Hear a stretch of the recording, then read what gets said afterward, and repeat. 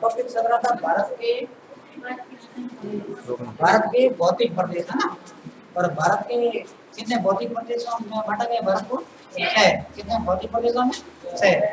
और उसमें सबसे पहले पढ़ा था उत्तरी तथा उत्तरी पूर्वी पर्वतीय प्रदेश, जिसको कहा जाता है हिमालय। क्या कहा जाता है? हिमालय। और उसके बाद 2 नंबर पढ़ा था कौन सा? उत्तरी मैदान, जो सिंधु, गंगा और ब्रह्मपुत्र नदियों से मिलकर बना हुआ। और उसके बाद पढ़ा था, अब आएगा कौन सा? प्रायद्वीपीय पठार। और उससे पहले आपको कल बिंदु दिखाए थे कितने, मतलब उत्तरी मैदान का महत्व क्या है ना अर्थव्यवस्था में या हमारे। सबसे पहले बिंदु कौन सा था? उपजाऊ ना।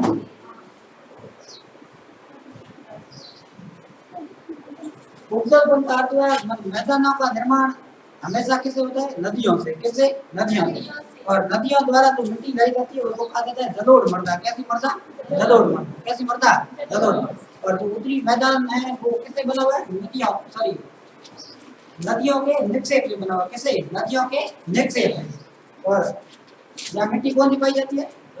जलोढ़। और जलोढ़ मृदा होती है वो उपजाऊ अधिक होती है। देखिए जो ये भारत का उत्तरी मैदान है ये भारत में सबसे अधिक उपजाऊ प्रदेश है। और इसको कहा जाता है भारत का अन्न भंडार या खाद्यान्न प्रदेश। उत्तरी मैदान को आगे लाइन रखें। उत्तरी मैदान को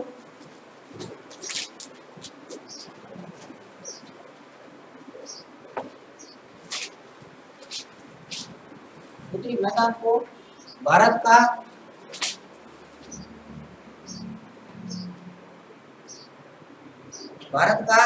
क्या कहा जाता है? खाद्यान्न प्रदेश कहा जाता है।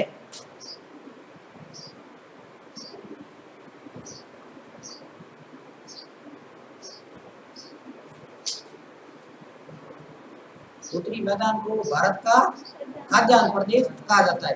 और उसके बाद ये उपजाऊपन समझ में आ गया। उसके बाद 2 नंबर बिंदु कौन सा?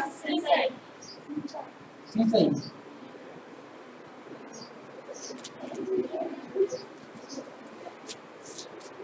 दोनों बिंदु है सिंचाई। सिंचाई से तात्पर्य क्या हो रहा है? मतलब फसलों को कृत्रिम रूप से जल देना क्या कर रहा है? सिंचाई। फसलों को कृत्रिम रूप से जल देना क्या कर रहा है? सिंचाई। और यहाँ पर कैसा प्रदेश है? मैदानी प्रदेश है। कैसा प्रदेश? मैदानी। और फसलें प्राप्त की जाती है वो सिंचाई के माध्यम से प्राप्त की जाती है। और यहाँ पर चलती है नदियाँ। क्या चलती है? नदियाँ। और नदियों के माध्यम से निकाली जाती है नहर। क्या निकाली जाती है? नहर। और नहरों के माध्यम से की जाती है सिंचाई। और यहाँ पर नदियाँ चलती है और नदियों के चलने के कारण जो भौमजल है, मतलब वो जल जो भूगर्भ की पट्टियों के अंदर पाया जाता है उसको क्या कहता है? भौमजल। और भौमजल का स्तर कैसा है? ऊपर। भौमजल का स्तर कैसा है? ऊपर। कहाँ पर? उत्तरी मैदान में। और इसलिए यहाँ बनाए गए कुएं और नलकूप उनके माध्यम से सिंचाई की जाती है। समझ में आया बिंदु? सिंचाई नहरों से, नहरें कहाँ से निकाली गई? नदियों से। कहाँ से? नदियों से। और भौमजल का स्तर कैसा है? ऊपर है। और ऊपर होने के कारण यहाँ पर क्या बनेगा? एक तो कुएं बनाए गए और एक नलकूप खोदे गए है ना। और उसके माध्यम से क्या की जाती है? सिंचाई। अगला बिंदु कौन सा है? क्या है? परिवहन।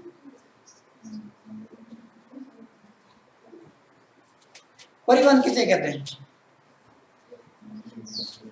मतलब व्यक्तियों तथा वस्तुओं को एक स्थान से दूसरे स्थान पर ले जाना और लाना। क्या कहलाता है? परिवहन। क्या कहलाता है? परिवहन। व्यक्तियों तथा वस्तुओं को एक स्थान से दूसरे स्थान पर लाना और ले जाना क्या कहलाता है? परिवहन। और परिवहन का विकास वहाँ अधिक होगा। परिवहन के लिए किसकी आवश्यकता होती है? किसकी आवश्यकता होती है? ये तो सड़कों की आवश्यकता होती है। होती है नहीं होती? दूसरी बात किसकी आवश्यकता होती है? रेलवे पटरियों की आवश्यकता होती है। और सड़कें बनाने और रेलवे पटरियां बिछाने में आसानी कहाँ होती है? पहाड़ी प्रदेश में या समतल मैदान में? समतल मैदान में। और ये कैसा भाग है? उत्तरी मैदान। समतल मैदान है। कैसा? समतल मैदान। यदि यहाँ पर परिवहन का विकास अधिक हुआ किसके कारण? मैदान कैसा है? सपाट। कैसा है? सपाट। यदि यहाँ पर परिवहन का विकास अधिक हुआ। समझ में आया बिंदु? अगला 4 नंबर उद्योग।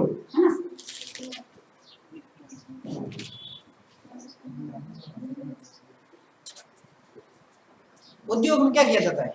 मतलब किसी वस्तु को परिवर्तित किया जाता है, किसी वस्तु को परिवर्तित किया जाता है ना। और ये क्रिया कहाँ होती है? उद्योगों में। और यहाँ पर उद्योग के अधिक कौन से? कृषि आधारित उद्योग। कौन से? कृषि आधारित उद्योग। कृषि आधारित उद्योग कौन से होते हैं? कृषि आधारित उद्योग वे उद्योग जिनको कच्चा माल कहाँ से प्राप्त होता है? कृषि से। वे उद्योग जिनको कच्चा माल कहाँ से प्राप्त होता है? कृषि से। उनको क्या कहा जाता है? कृषि आधारित उद्योग। कैसे उद्योग? कृषि आधारित उद्योग, है ना। और कृषि आधारित उद्योगों के नाम बताओ एक दो। गन्ना उद्योग नहीं है, गन्ना तो फसल है। कपास फसल है, उद्योग नहीं है ना।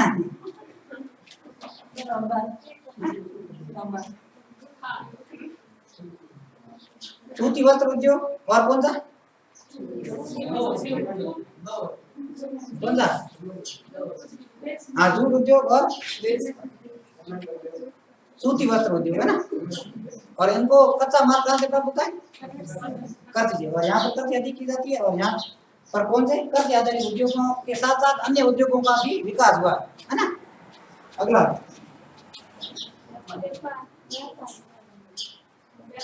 व्यापार, है ना। व्यापार भी अधिक हुआ क्योंकि यहाँ पर किसका विकास अधिक हुआ? परिवहन का। और परिवहन का विकास अधिक होने के कारण यहाँ व्यापार भी अधिक होता है। दूसरी बात, यहाँ पर जनसंख्या अधिक पाई जाती है, मतलब जनघनत्व अधिक है, इसके कारण व्यापार भी यहाँ अधिक होता है। अगला खनिज, है ना।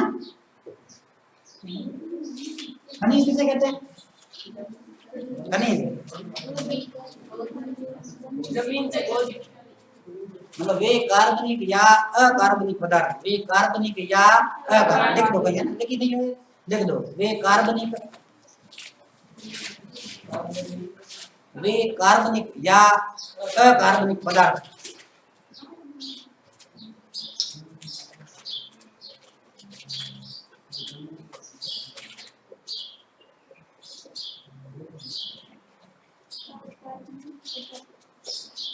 वे कार्बनिक या अकार्बनिक पदार्थ। वे कार्बनिक या अकार्बनिक पदार्थ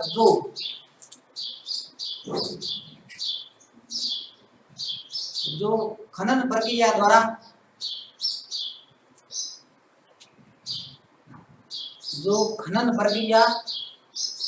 द्वारा भूगर्भ से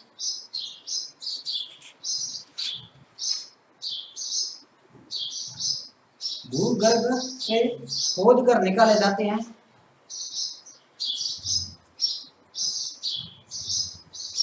भूगर्भ से खोद कर निकाले जाते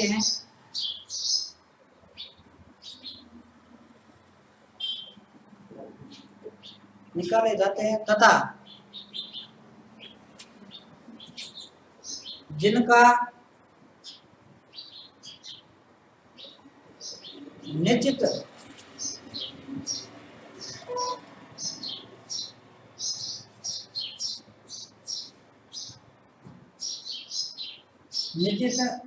रासायनिक संगठन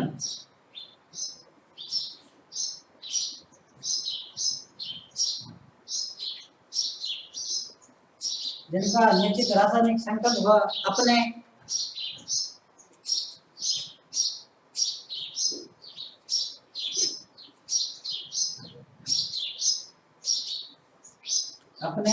भौतिक गुण धर्म होते हैं।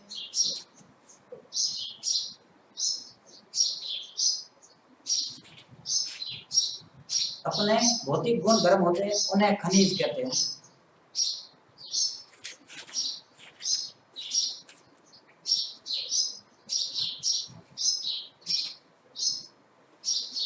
और ये उत्तरी मैदानी प्रदेश है, ये खनिजों की दृष्टि से विहीन प्रदेश है ना। इसमें अल्प मात्रा में खनिज पाए जाते हैं, क्योंकि भारत में सर्वाधिक खनिज किस क्षेत्र में पाए जाते हैं? प्रायद्वीपीय पठार में। कहाँ पाए जाते हैं? प्रायद्वीपीय पठार में। और अगला बिंदु क्या है? तो ये खनिजों की दृष्टि से कहता है विहीन प्रदेश, मतलब यहाँ पर अल्प मात्रा में खनिज पाए जाते हैं। अगला सभ्यता, है ना।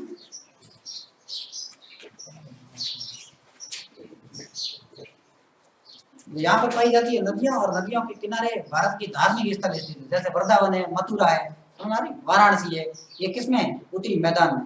हाँ, अगला बिंदु देखो है ना, 3 नंबर। ये हो गया ना पूरा? हो गया। 7 है या और एक आध बिंदु कितनी है ना? अगला देखो, प्रायद्वीपीय पठार 3 नंबर। भारत के भौतिक प्रदेश पढ़ रहे हैं, उसमें तीसरा कौन सा?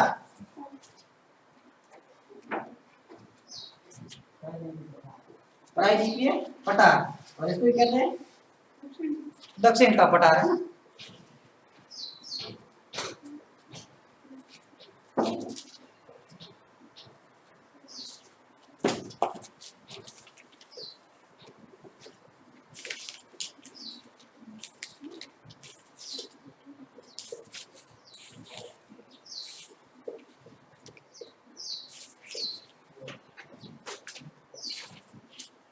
तो क्या कहते हैं? दक्षिण का पठार। इसमें देखो,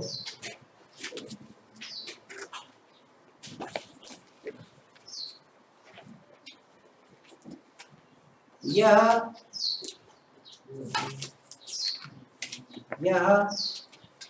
भारत का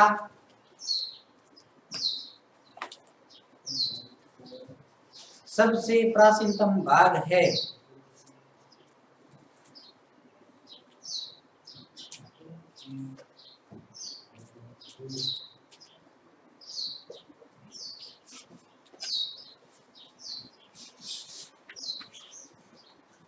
यह भारत का कहना सबसे प्राचीनतम भाग है।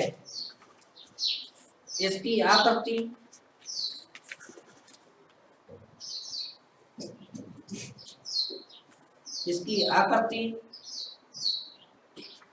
त्रिभुजाकार है।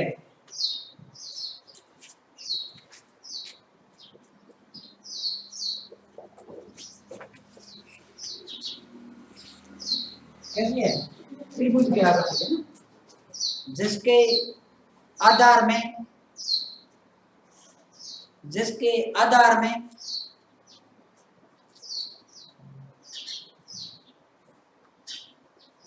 उत्तर का विशाल मैदान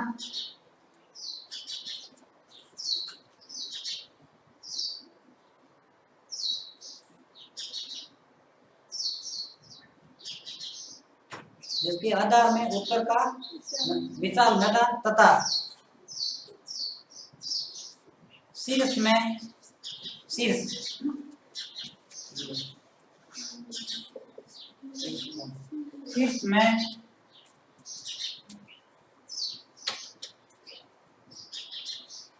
दक्षिण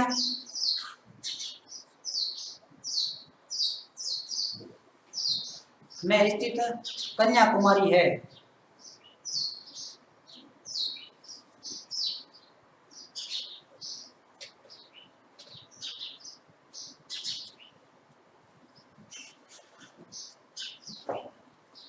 अगले को, प्रायद्वीपीय पठार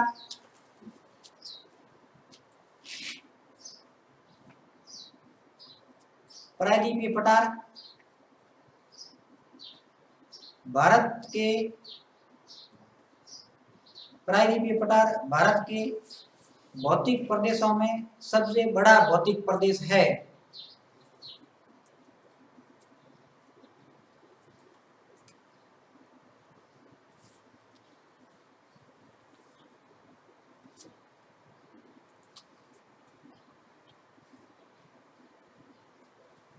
इसके बाद देखो क्षेत्रफल।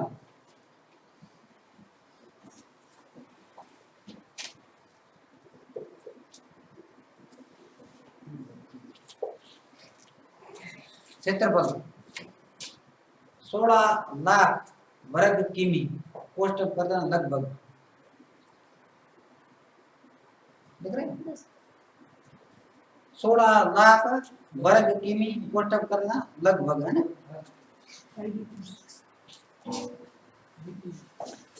अब देखो औसत ऊंचाई किसकी? प्रायद्वीपीय पठार की औसत ऊंचाई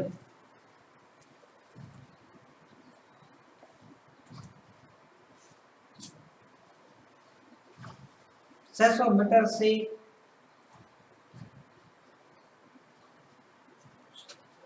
मीटर से 900 मीटर तक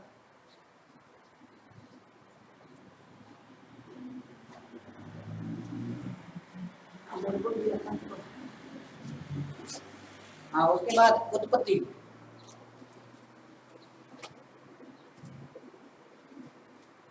किससे हुई है उत्पत्ति? गोंडवाना लैंड।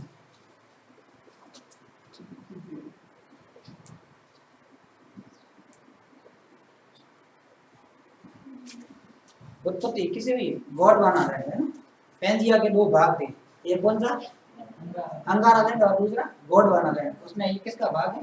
गोंडवाना लैंड का है ना। उसके बाद देखो प्रमुख नदियां, प्रायद्वीपीय पठार की प्रमुख नदियां कौन सी?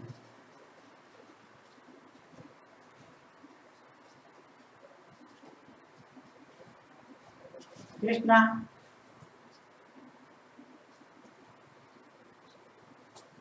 गोदावरी,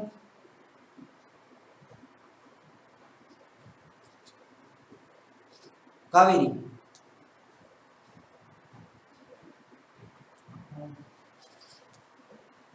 अगले को प्रायद्वीपीय पठार, प्रायद्वीपीय पठार को, प्रायद्वीपीय पठार को तीन उप विभागों में, उप विभागों में बांटा गया है। पहला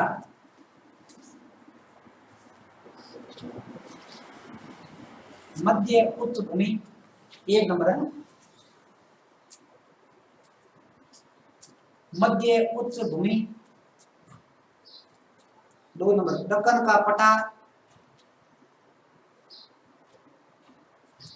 दक्कन का पठार, तीन नंबर उत्तरी पूर्वी पठारी प्रदेश। तीन नंबर कौन सा है? उत्तरी पूर्वी पठारी प्रदेश।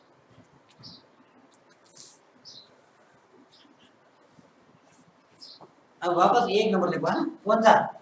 मध्यवर्ती उच्च भूमि या मध्य उच्च भूमि है ना।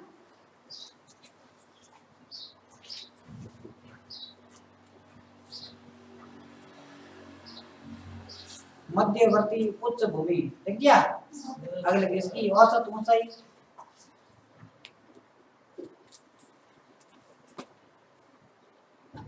इसकी औसत ऊंचाई 700 मीटर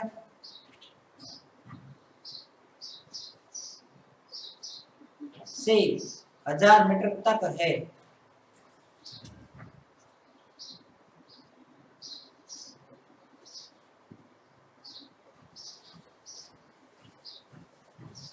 मध्यवर्ती उच्च भूमि को, मध्यवर्ती उच्च भूमि को 4 भागों में बांटा गया है।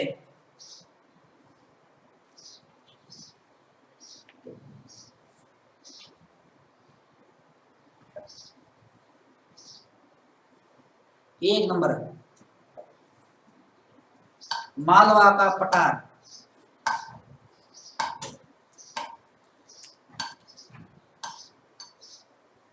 मालवा का पठार। इसका विस्तार,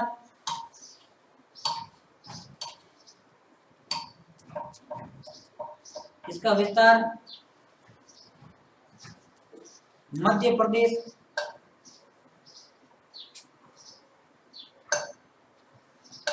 मध्य प्रदेश व राजस्थान में है।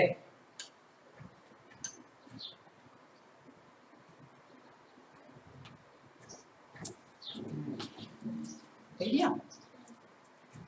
और मालवा का मैदान कहाँ है? कल लिखा था मालवा का मैदान कहाँ स्थित है? पंजाब हरियाणा में। अगले को यहाँ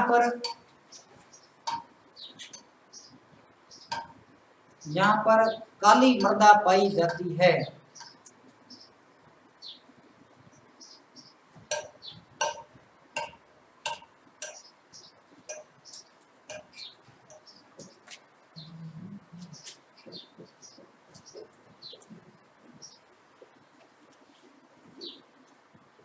और दो नंबर को बुंदेलखंड का पठार है।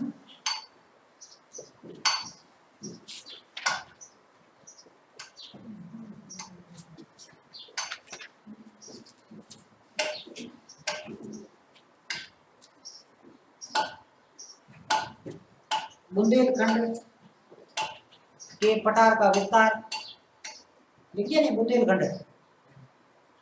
बुंदेलखंड के पठार का विस्तार मध्य प्रदेश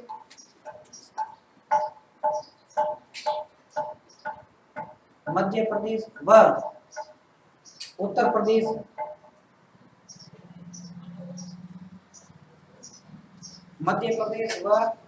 प्रदेश में है।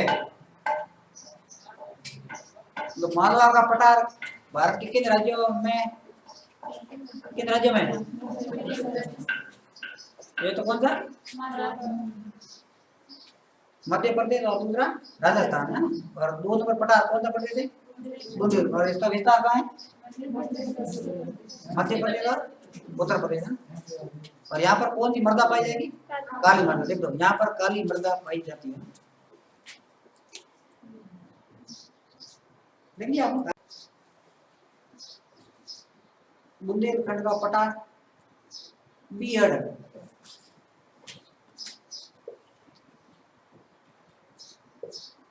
या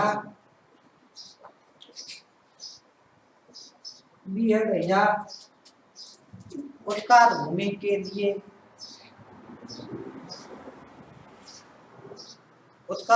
के लिए जाना जाता है।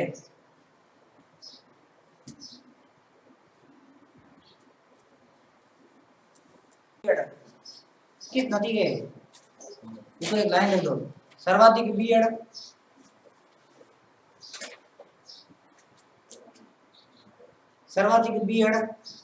संबल बेसिन में पाए जाते हैं।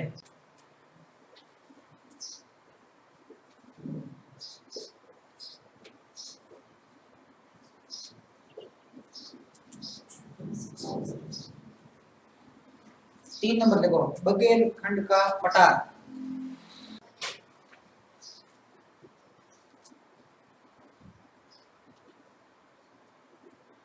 इसका विस्तार उत्तर प्रदेश, मध्य प्रदेश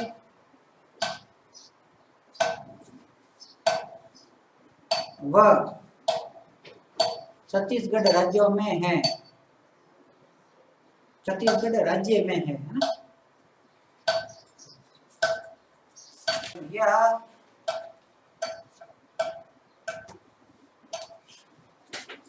यह बुंदेलखंड के पठार का पूर्वी विस्तार है। छोटा नागपुर का पठार,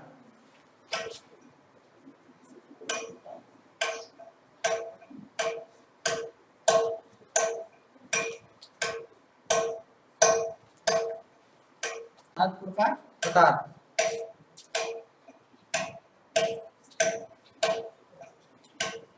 इसके नीचे देखो, इसका विस्तार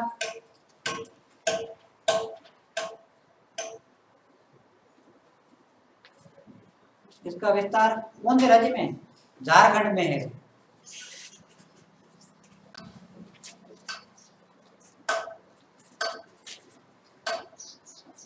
जिसे पहाड़ प्रदेश भी कहा जाता है। छोटे नागपुर के पठार को क्या कहा जाता है? पहाड़ प्रदेश भी कहा जाता है। नागपुर का पठार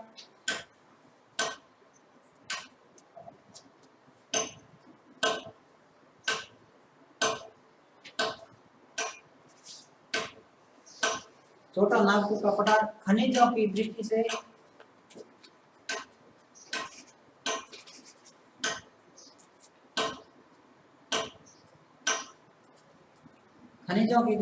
समृद्ध प्रदेश है। समृद्ध। अगले, इस पठारी भाग पर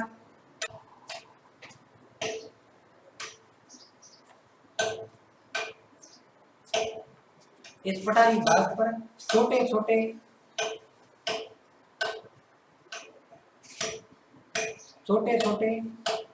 पठारी भाग पाए जाते हैं।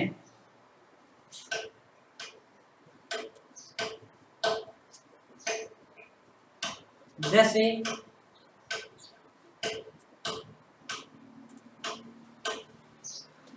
जैसे राशि का पटार,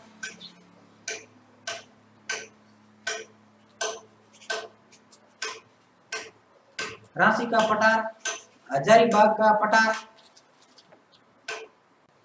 इसकी बाग है, ठीक है, हजारीबाग का पटार आदि।